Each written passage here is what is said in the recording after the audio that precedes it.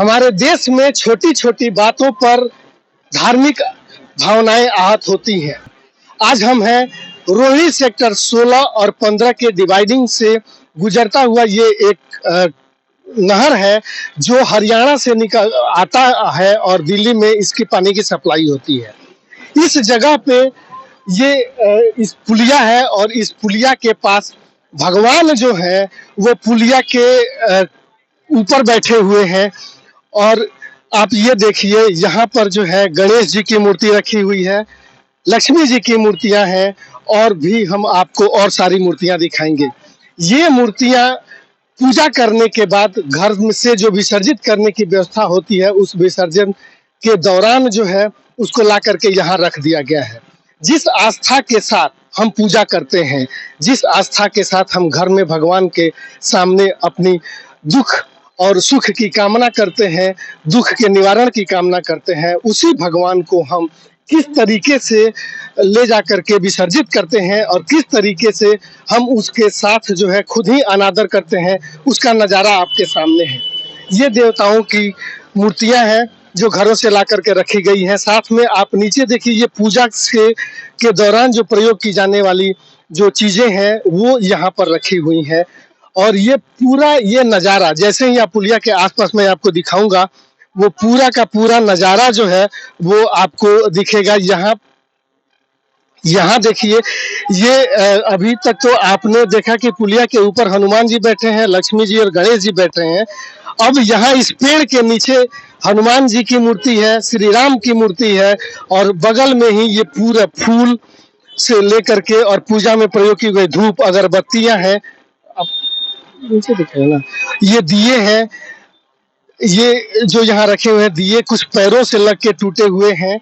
साथ ही यहाँ पर आप देखिए भगवान विश्वकर्मा का जो अभी विश्वकर्मा पूजा भी सितंबर में खत्म हुआ है, ये उनकी मूर्ति रखी हुई है। और इस तरह के कई सारे भगवान जो हैं, उनकी मूर्तियाँ, उनके फोटो और उनके पूजा में प्रयोग की गई सारी चीजें हैं।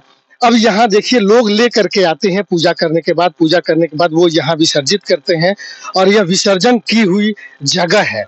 ऐसे लग रहा है जैसे कोई कूड़ादान हो या कोई एक ऐसा ढलाव घर हो जहाँ पर ला करके साफ सफाई करके और उस पूरे कूड़े को यहाँ डाल दिया गया है।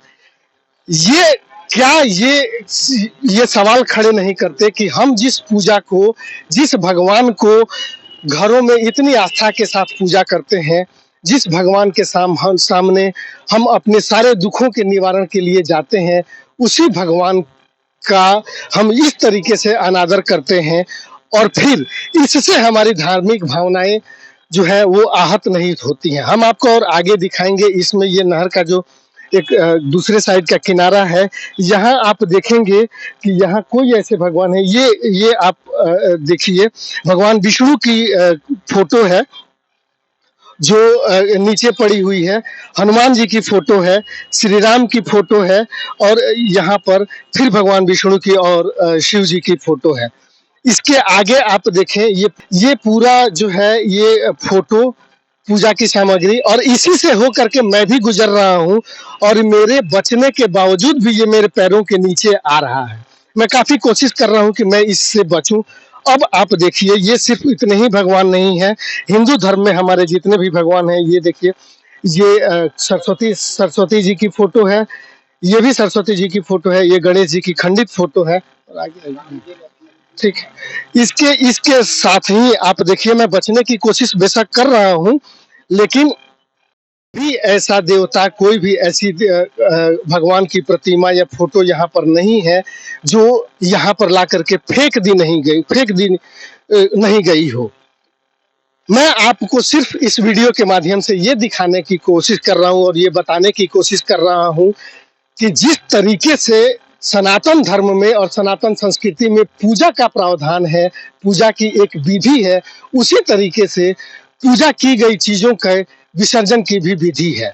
लेकिन सवाल यह है कि जब हमारी भावनाएं किसी की बात से आहत होती हैं, तो क्या हम उन भावनाओं को खुद अपने पूजा के दौरान, कम से कम हम दूसरे को छोड़ दें, अपने पर ही अगर लें, तो क्या हम उन भावनाओं पर या उस भावना के साथ जो पूजा सामग्री है, जो पूजन की गई जो सामग्री है उसका विसर्जन करते हैं।